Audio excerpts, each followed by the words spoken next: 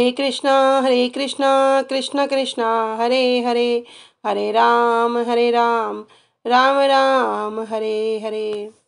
श्री गुरुदेव की अहेतु कृपा से हमारा जो ग्रंथ चल रहा है उसका नाम है श्री श्री चैतन्य चैतामृत।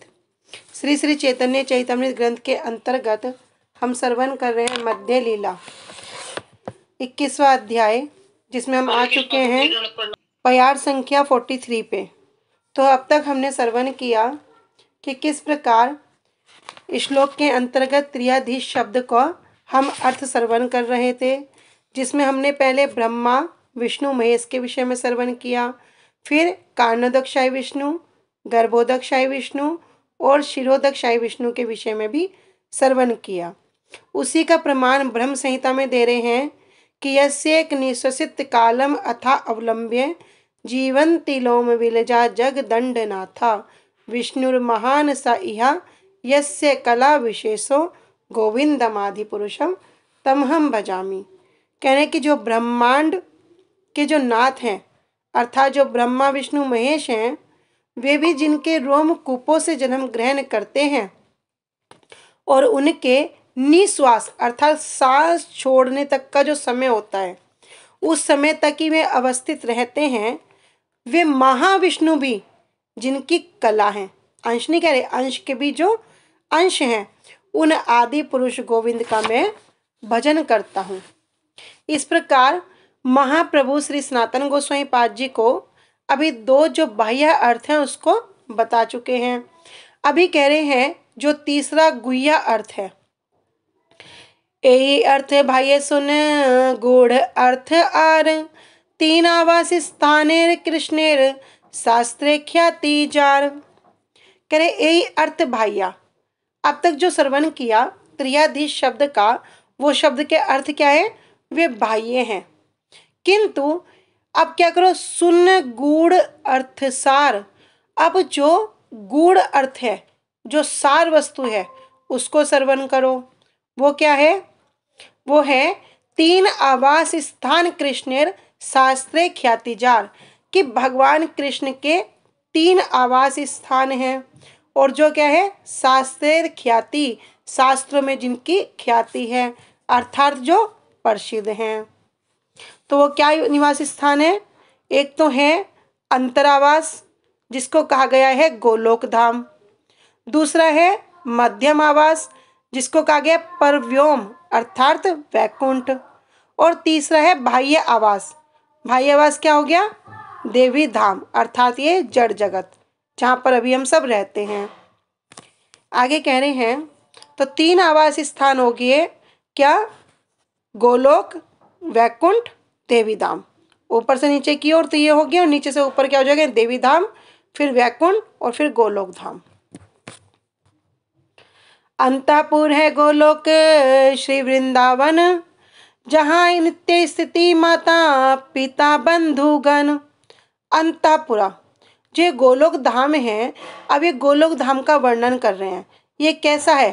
कह रहे अंतापुरा गोलोक श्री वृंदावन। अंतापुरा किसे कह रहे हैं? कह रहे हैं कि जो अंतरंग वास है, जहाँ भगवान नित्य वास करते हैं, उसे क्या कह रहे? गोलोक श्री वृंदावन। वही गोलोक श्री वृंदावन कहलाता है। फिर जहाँ नित्य स्थिति माता पिता बंधुगण, और यहीं पर क्या है? उनके माता पिता मित्र अर्थात सखा, जो उनके पार्षद हैं, ये नित्य रहते हैं। ये नित्य स्थान है। मधुर ऐश्वर्य माधुर्य कृपादि भंडार, योग माया दासी जहाँ रासादि लीला सार।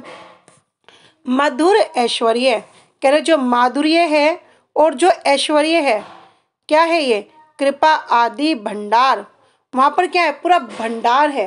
माधुर्य ऐश्वर्य का पूरा वहाँ पर भंडार है।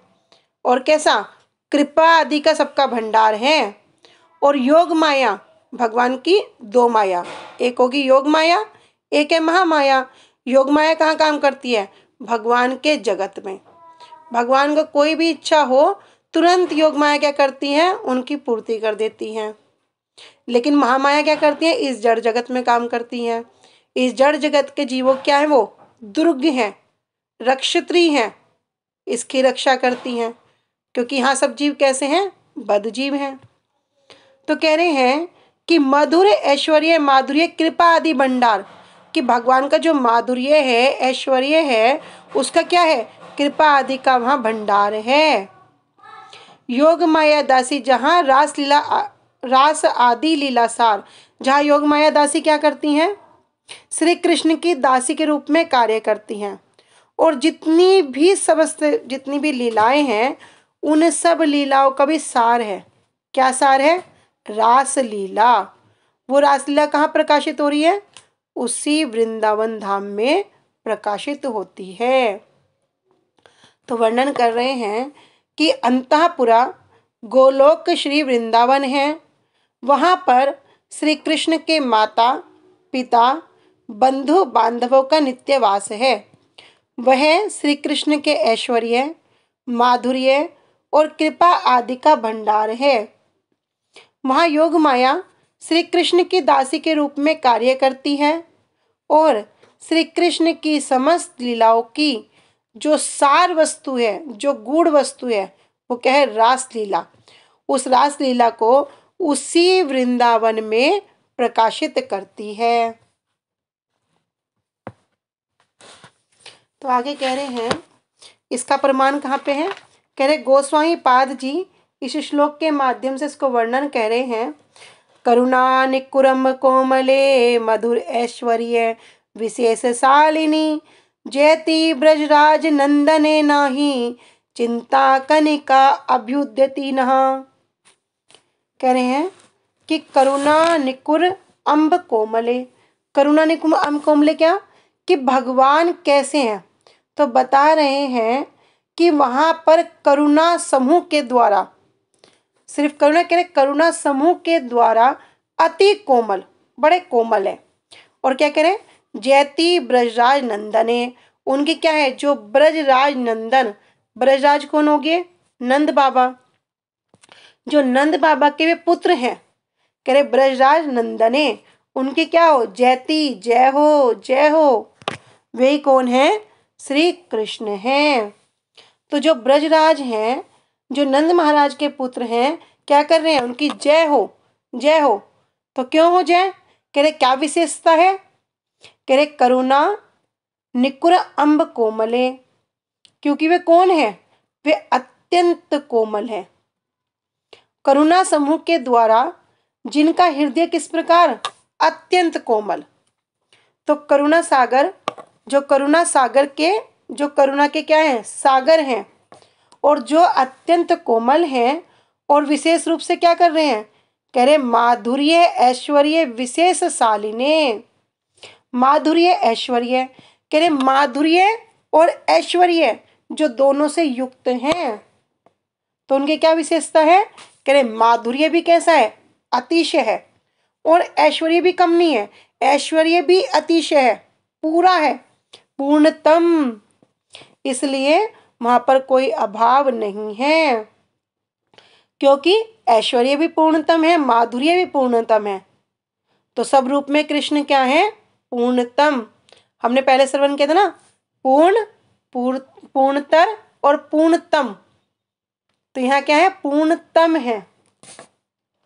तो करुणा समूह के द्वारा कोमल विशेष माधुर्य ऐश्वर्य से युक्त ब्रजराज नंदन के जययुक्त होने से हमारी चिंता कनिका का, अर्थात लेस मात्र चिंता का भी उदय नहीं हो सकता। तो यहाँ पे क्या कह रहे हैं कि जय होने से क्या होगा, कि उनकी कृपा के बिना, किसकी कृपा के बिना, ब्रजराज नंदन की कृपा के बिना, अगर उनके स्मरण के बिना क्या करेंगे, कह रहे उनके स्मरण के बिना लेस मात्र भी हमारा जो उदय है वो नहीं हो सकता, लेस मात्र भी संभव नहीं है।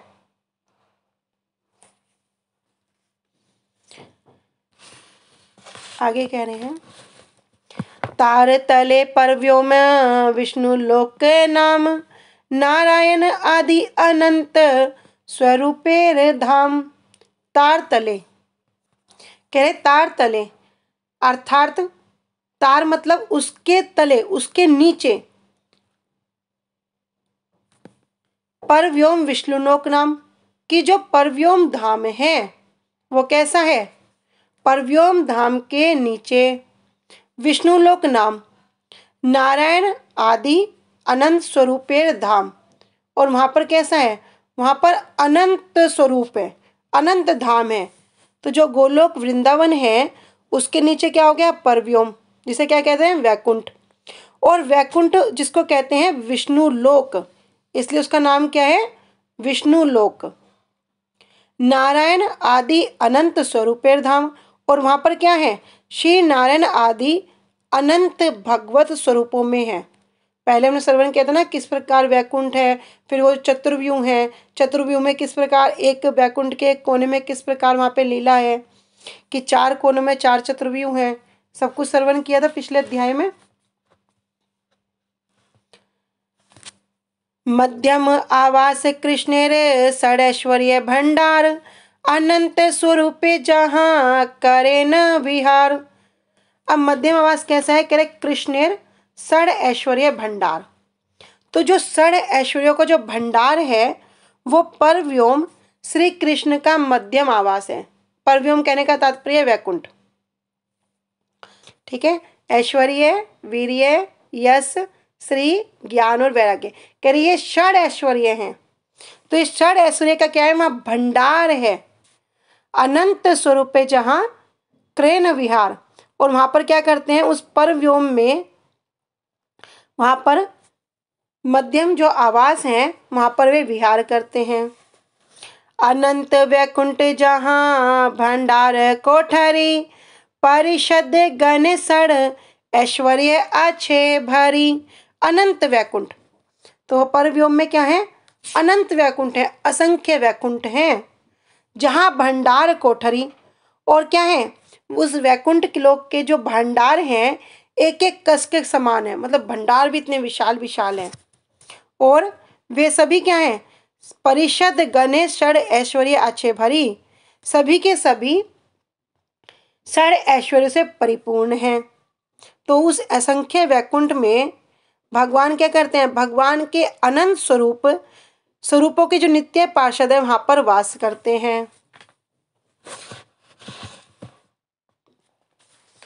तो बता रहे हैं कि गोलोक वृंदावन के नीचे परव्योम है,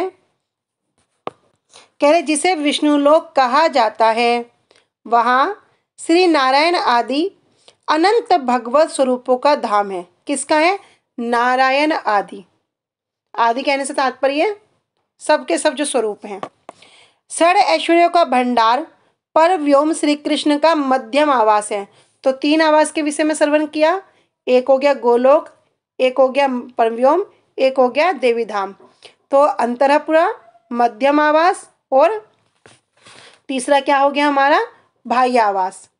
तो अंतरावास, मध्यम आवास और बाह्य आवास। तो अभी मध्यम आवास के विषय में श्रवण कर रहे हैं। कह रहे परव्योम में असंख्य वैकुंठ लोक उस भंडार के एक एक कक्ष के समान हैं। वैकुंठ लोक कैसे हैं? एक एक कक्ष के समान। लेकिन हमने श्रवण किए थे भाई वैकुंठ भी छोटे नहीं है, कोई 100 योजन का, कोई 1000 योजन का, कोई लाख योजन का, कोई अबुर्ध योजन का, कोई शंख, कोई नील, इतने बड़े बड़े वैकुंठ हैं। कह रहे उन असंख्य वैकुंठ लोकों में भगवान के अनंत स्वरूपों के जो नित्य पार्षद हैं उनके साथ वास करते हैं। भगवान के अनंत स्वरूपों के नित्य पार्षद। तो 5 प्रकार की मुक्ति के विषय में श्रवण करते हैं ना। तो सायुज्य, सालोक्य, सामीप्य, सारूप्य और सारष्टि, ये 5 प्रकार की मुक्ति हैं। कह रहे जो क्या है? भगवान के अनंत स्वरूपों के जो नित्य पार्षद हैं उनके साथ वहां वास करते हैं। और वे भी सब कैसे हैं?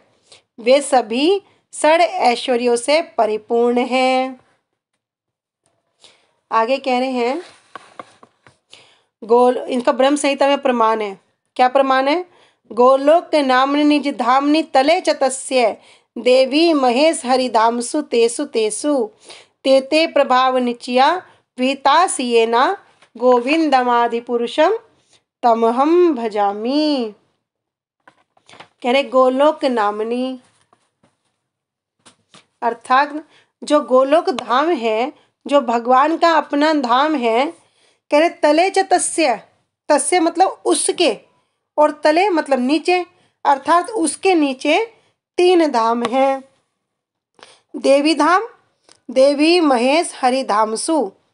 तो पहला हो गया देवी धाम, दूसरा हो गया महेश धाम, और तीसरा हो गया हरि धाम। 3 धाम हो गए। कह रहे जो इन तीनों धामों में जो अपने प्रभाव का करते हैं, प्रभाव नित्याभिताश ये ना, तो जो अपने प्रभाव को विस्तार करके विराजमान हैं, गोविंदम आदि पुरुषम तमहम भजामी, उन गोविंद आदि पुरुष का मैं भजन करता हूँ। कौन कह रहे हैं? स्वयं ब्रह्मा जी कह रहे हैं। क्या कह रहे हैं? कि गोलोक धामनी निज धामनी तले सतस्य, कि जो भगवान का जो गोलोक धाम है, जो भगवान का जो अपना धाम है, तले च तस्य, तस्य अर्थात उसके जो नीचे क्या है? 3 धाम हैं। वे 3 धाम क्या? देवी महेश हरि धाम सुतेसु तेसु। पहला हो गया देवी धाम, नीचे का जिसमें हम रह रहे हैं, फिर महेश धाम, फिर हरि धाम। ये 3 धाम। कह रहे ते प्रभाव निच्या भीतास ये ना, कह रहे इन तीनों धाम में जो क्या करते हैं? अपने प्रभाव को जो विस्तार करके विराजमान हैं, उनको आदि पुरुष गोविंद का मैं भजन करता हूँ। तो भगवान का अपना धाम कौन सा हो गया? गोलोक धाम, ब्रज धाम। कह रहे ये जो ब्रज धाम है, जो भगवान का जो निज धाम है, इसके नीचे 3 धाम हैं। तो पहला हरि धाम, हरि धाम कौन सा हो गया? परव्योम वैकुंठ धाम। दूसरा हो गया महेश धाम। तो यहाँ महेश धाम कहने का तात्पर्य क्या है? विरजा नदी, विरजा नदी के जो उस पार सदाशिव धाम है। सदाशिव कौन है? साक्षात महाविष्णु। कह रहे सदाशिव धाम। और तीसरा हो गया देवी धाम। देवी धाम क्या? ये जड़ जगत। तो ये 3 धाम के विषय में वर्णन कर रहे हैं। कह रहे गोलोक नामक निज धाम के नीचे देवी महेश और हरि धाम समूह में जिन्होंने उन समस्त प्रभावों को स्थापित किया है, मैं उन आदि पुरुष गोविंद का भजन करता हूँ। स्वयं ब्रह्मा जी कहते हैं। श्लोक भावानुवाद। श्री कृष्ण के निज धाम, निज मतलब अपना, जो अपना घर है, गोलोक के नीचे, उस घर के नीचे यथाक्रम, उस क्रम से सबसे पहले क्या आएगा? हरिधाम अर्थात वैकुंठ। दूसरा धाम आएगा महेश धाम अर्थात सदाशिव धाम। और तीसरा आएगा देवी धाम। देवी धाम क्या? जो ये माया का जगत है।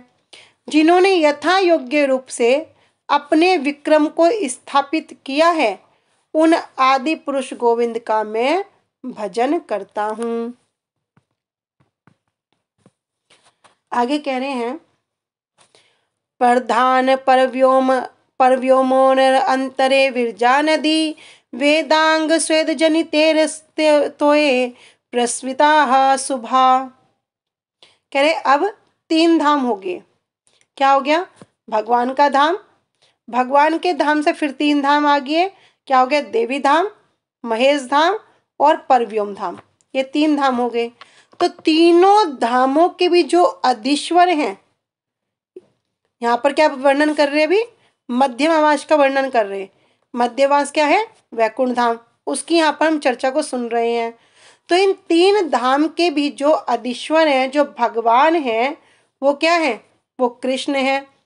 अंतर्वास, बाह्यवास और मध्यमवास, तीनों के कौन है? भगवान है। अंतर्वास क्या हो गया? जहाँ कृष्ण स्वयं विराजमान रहते हैं, उसे कहते हैं गोलोक धाम। स्वयं शब्द की क्या परिभाषा हमने श्रवण की थी?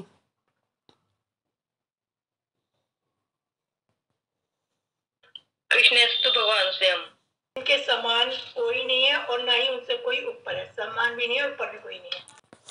तो जो रूप अन्य रूप की अपेक्षा नहीं रखता, वो है स्वयं। तो याद आ गया दीदी है कि जो अंतर आवास है, जहाँ कृष्ण स्वयं विराजमान रहते हैं, उसे कहते हैं ब्रजलोक। दूसरा हमने श्रवण किया मध्यम आवास। तो जहाँ भगवान नारायण क्या करते हैं, नारायण रूप में ऐश्वर्य भाव से युक्त होकर के विराजमान है, वो क्या हो गया, विष्णु लोक नाम, उसका नाम हो गया विष्णु लोक। और तीसरा है बाह्यावास। बाह्यावास क्या है, जो भगवान का जो वैकुंठ है, तो वैकुंठ से जो चित्त जगत से बाहर है, इसे कहते हैं बाह्यावास। तो ये तीनों आवास क्या हैं, भगवान के ही हैं। इसलिए जो तीनों के जो अधीश्वर हैं वो कौन है, भगवान हैं। तो अभी हम श्रवण कर रहे हैं मध्यावास वैकुंठ। तो इसके पश्चात यहाँ क्या बता रहे हैं, कह रहे हैं परधाम परव्योम नोर अंतरे विरजा नदी। तो इसमें कह रहे हैं कि प्रधान अर्थात जो माइक जगत है और जो वैकुंठ है, एक हो गया माइक जगत, एक हो गया वैकुंठ, इन दोनों के बीच में विरजा नदी, एक नदी प्रवाहित हो रही है, उसका नाम क्या है, विरजा नदी। तो विरजा नदी वो नदी कैसी है, कौन सी है, कह रहे वेदांग स्वेद जनितेर तोये प्रस्ताविता सुभा। कि वेदांग अर्थात भगवान का एक नाम क्या है, वेदांग।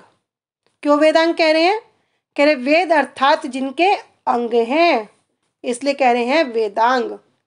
तो ऐसे भगवान के जो स्वेद जनितेर, स्वेद कहते हैं पसीने को, तो भगवान के जो पसीने से उत्पन्न जो जल है, उस जल से जो युक्त जो नदी है, उसे क्या कहते हैं, विरजा नदी।